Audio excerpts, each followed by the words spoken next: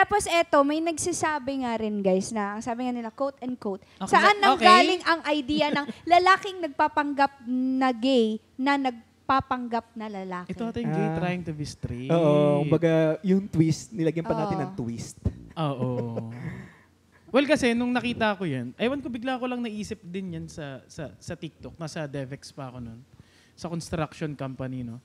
And ako muna nagsimula nun eh. Di ba? Ako muna yung nagsimula na nilagyan ko siya ng sequel eh. So yung part 1 ako muna, nagpapanggap muna ako na lalaki, and then biglang lalambot ng ganito. Parang pinakita ko sa video na yung isang lalaki, kaya mo mag-dual personality. And then nagkaroon ng part 2 hanggang part 9, ay yung magkasama na kami. Biglaan lang yun, biglang naisipang idea lang. Di ba?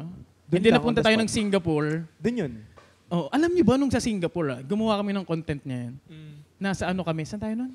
Universal? Sa Universal. Habang nagko-content kami na ganyan, yung mga foreigner, pinagtitinginan kami. Tapos ang nisip na lang namin, di bali na, hindi naman kami kilala na itong mga to. So mga taga-Pinas naman tayo, hindi man tayo mahanap. So naririnig nila yung mga tilian namin, napapatingin sila. ganyan. So wala kayong magagawa eh. Content creator ka. Yeah. Ganun, yun. Yeah. Pero bakit sa tingin ninyo gustong-gusto ng mga Pinoy ngayon yung mga content ninyo, yan, bakla-baklaan, ganun. Actually, hindi naman siguro kasi nagmamatter sa mga Pinoy kung ano yung branding mo sa content creator. Pero ang mahalaga kasi sa ating mga Pinoy, yung stress reliever natin. Siyempre, sobrang daming toxic na nangyayari sa Pinas eh. Yeah. So, kailangan nila ng magpapasaya sa kanila, Yeah. which is yun yung gustong-gusto namin gawin sa mga tao. Ganun. Entertainment, ganun. Tsaka Yeah. ano kami, mitikuloso kami when it comes to content. Sobrang nag-iingat kami.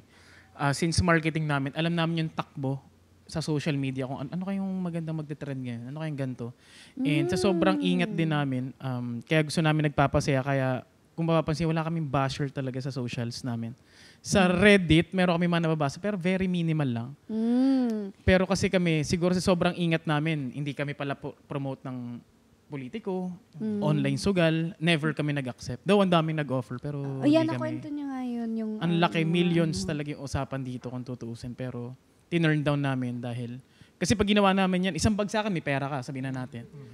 Pero moving forward, wala ka nang babalikan. Wala ka nang pangalang aalagaan. Reputation. It's good kasi parang you stay true to kung ano yung principles ninyo. Hindi kayo Exactly. nagpapadala sa kung ano man yung parang malaking dumadating na kung ano man.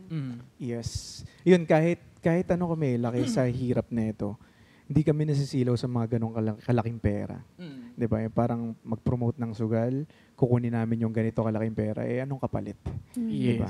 Sa akin kasi gusto na, ang maganda kasi sa amin ngayon, hindi man natin masabing mabagal, pero mas mabagal siya compared sa isang bigayan sa online sugal. No? Dito ang bagal nung, pero grabe, tuloy-tuloy yung blessing. Doon namin na-appreciate na, grabe parang siguro binibigay ito sa atin ni Lord, yung ganito kalaking ganito, pero pakunti-kunti, na parang namnamin nyo muna to. Marami kayong makikilala dito, connections, kaya ayun. Tsaka mas ma-appreciate nyo yan. Totoo yung sinasabi nila na if you got something na mabilisan or in a snap of your fingers, parang hindi mo masyado ma-appreciate. Not unless yung paunti-unti sa yung binibigay, na i-enjoy mo yung journey, diba? At nag-grow ka pa along the way doon. Yeah.